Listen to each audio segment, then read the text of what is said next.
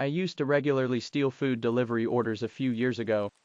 When DoorDash was the only available app in my city, I signed up because I was 19, needed money and had a car. I was making nearly $1,000 every week because of how exclusive it was in my city. People tipped well and the base pay was phenomenal, about $20 plus. My point being, I did not need to steal the food. With all the mistakes that are made with a new app in a new city, at some point I realized there was nothing they could do to prove I didn't deliver food to their home, and the restaurants were still just sitting them on a table for drivers. I wanted to see what would happen if I marked it delivered as I drove past and nothing happened. No phone call, no email, nothing. I immediately started doing it regularly. I delivered like it was a full-time job, so I would do dozens of orders a day sometimes. I would always keep at least one. I started keeping track of which restaurants I had tried, and how many homes in each neighborhood I had falsely marked delivered.